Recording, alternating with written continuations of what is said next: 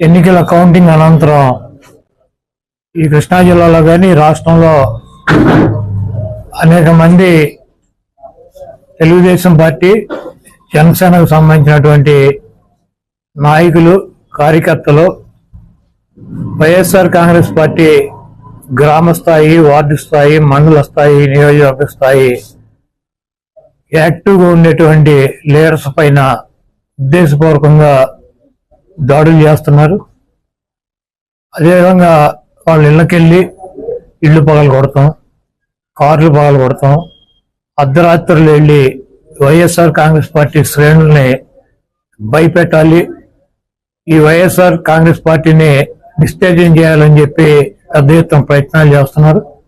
వాటిల్లో కొన్ని చోట్లయితే ఫిజికల్గా వ్యక్తుల మీద దాడులు చేయటం, కాళ్ళు కొడతాం, చేతులు కొడతాం, తల్ల బాగలు కొడతాం.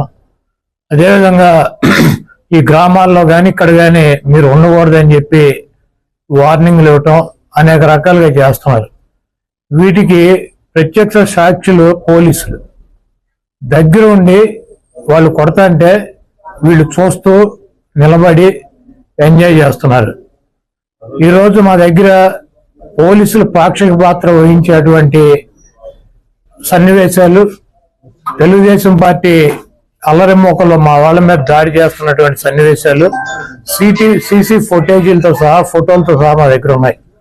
మేము ఎస్పీ గారికి కానీ లేదా లోకల్గా ఉన్నటువంటి పోలీస్ స్టేషన్లో కానీ కంప్లైంట్ ఇచ్చినా, ఒకవేళ మాకు ముందు సమాచారం ఉండి ఇలా గొడవ జరిగేటువంటి పరిస్థితి ఉందని చెప్పినా కూడా వాళ్ళు వచ్చి ప్రేక్షక పాత్ర వహించడం, అదేవిధంగా ఎటువంటి కేసులు కూడా కట్టినటువంటి పరిస్థితి లేదు.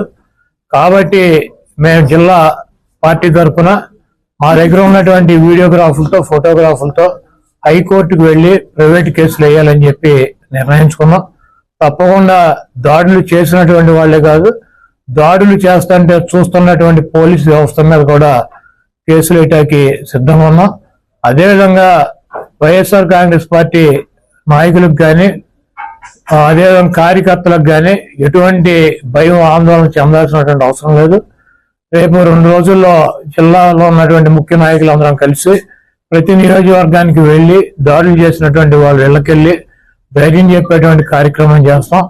దీనికి జగన్మోహన్ రెడ్డి గారు కూడా మీరు ఎట్టి పరిస్థితుల్లోనూ కార్యకర్తలు కానీ, నాయకులను కానీ జరుగుతున్నటువంటి దాడుల్ని మీరు చూస్తూ ఊరుకోవద్దు, పార్టీ అంతా యాక్టివ్ అవ్వండి, అందరూ ఒక వేదిక మీదకి వచ్చి వాటిని తిప్పి కొట్టాల్సిన అవసరం మన మీద ఉందని చెప్పి ఆయన కూడా చెప్పారు. కాబట్టి పోలీసు వ్యవస్థ ఒక అసమర్థమైనటువంటి వ్యవస్థగా ప్రేక్షక పాత్ర వహిస్తున్నటువంటి ఈ పోలీసు వ్యవస్థకి మరి మా నుంచి ఈ తెలుగుదేశం పార్టీ గోండాల నుంచి మా పార్టీ నాయకుల్ని, కార్యకర్తల్ని కాపాడుకోవటానికి మేము కూడా 2 రోజుల్లో రోడ్డు మీదకి వచ్చి ఎక్కడైతే మా వాళ్ళ మీద దాడులు జరిగినా, ఎక్కడైతే మా వాళ్ళని ఇబ్బంది పెడుతున్నారో ఆ ప్రాంతానికి వెళ్తాం.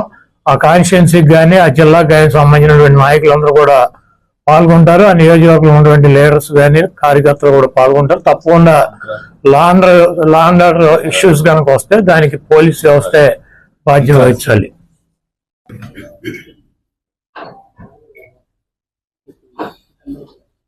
మొన్న జరిగినటువంటి అసెంబ్లీ ఎన్నికల అనంతరం లెక్కింపు రోజు నుంచి మొదలుపెట్టి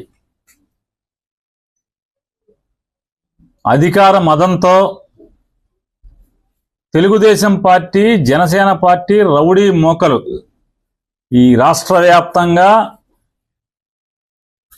రెచ్చిపోయి ధ్వంసాలు చేస్తుంటే, మారణ హోమం చేస్తుంటే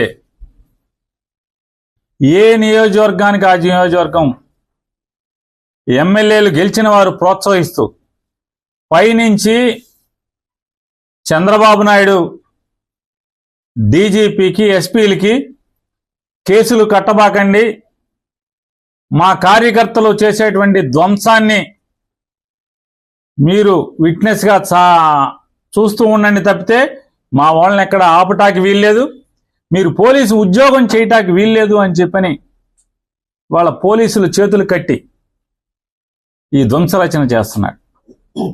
ఈ రాష్ట్రానికి గతంలో బీహార్ ఎట్లా ఉండేదో, లేదా ఒక ఉత్తరప్రదేశ్ ఎట్లా ఉండేదో, ఇవాళ ఆంధ్రప్రదేశ్ రాష్ట్రాన్ని కూడా ఒక హింసా రాష్ట్రంగా, హింసారాజ్యంగా ఆయన తయారు చేస్తున్నటువంటి తండ్రి కొడుకు ఇద్దరు కలిసి చేస్తున్నటువంటి పరిస్థితులు. వాళ్ళు ఎంత అంటే పోలీసులు అంటే కాపాడవలసినటువంటి అరాచక శక్తుల్ని, రౌడీ మోకల్ని, రౌడీల్ని అరికట్టాల్సినటువంటి పోలీసులు కనీసం దారుణంగా గ్రామాల్లో, పట్టణాల్లో మర్డర్ కేసు ముద్దాయిలు, రౌడీ షీటర్స్ అందరూ కూడా స్థానిక సిఐల్ని, డిఎస్పీల్ని ఎరా ఉద్యోగం చేయాలని లేదా, ఉంటావురా నువ్వు ఎక్కడా అని మాట్లాడుతున్నా కూడా కనీసం అన్ని వీడియోలు ఉన్నాయి. ఇవన్నీ హైకోర్టుకి ఇవ్వబోతున్నాం. అన్ని వీడియోలు ఉన్నాయి.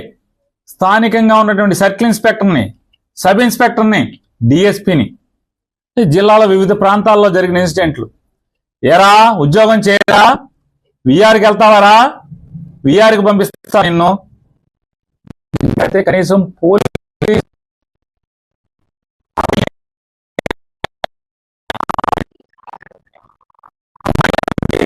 అంటే ఒక ఉదాహరణకి బార్లో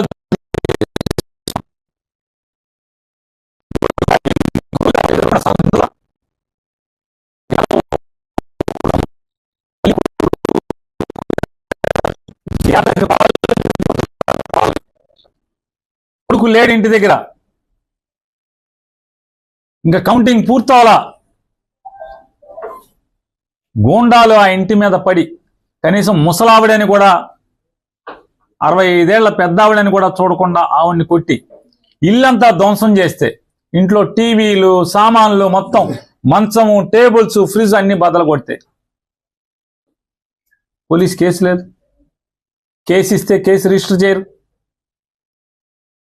కాగితం ఇచ్చినా కూడా పోలీస్ స్టేషన్లో గిరాటు కొట్టే పరిస్థితి. ఎనగుదురు పోలీస్ స్టేషన్ ఇంతవరకు కేసు కట్టలేదు. కంప్లైంట్ ఇచ్చినా కూడా ముద్దాయిలు డైరెక్ట్గా వైఎస్ఆర్ కాంగ్రెస్ పార్టీ వాళ్ళు పలకరిస్తాకెళ్ళి ఆ ఇంట్లో పగిలిపోయిన సామానికి కొనుక్కోమని డబ్బులు ఇస్తే, మేము వచ్చేసిన తర్వాత వెళ్ళి నువ్వు ఎన్ని సామాన్లు వాళ్ళు కొనిచ్చినా సరే అన్ని బద్దలు కొడతామని చెప్పినా, పోలీస్ కంప్లైంట్ చేసినా, పోలీసులకు చెప్పినా నో పోలీస్, నో కేస్. చూడండి ఎంత బరి తెగించారో. పోలీసు ఎంత పతనావస్థలోకి తీసుకొచ్చాడో చంద్రబాబు నాయుడు. ఇల్లంతా ధ్వంసం చేస్తే, ఇంట్లో టీవీలు, సామాన్లు మొత్తం, మంచము, టేబుల్స్, ఫ్రిడ్జ్ అన్ని బద్దలు కొడితే పోలీస్ కేసు లేదు. కేసు ఇస్తే కేసు రిజిస్టర్ చేయరు. కాగితం ఇచ్చినా కూడా పోలీస్ స్టేషన్లో గిరాటు కొట్టే పరిస్థితి. ఎనగుదురు పోలీస్ స్టేషన్ ఇంతవరకు కేసు కట్టలేదు. కంప్లైంట్ ఇచ్చినా కూడా ముద్దాయిలు డైరెక్ట్గా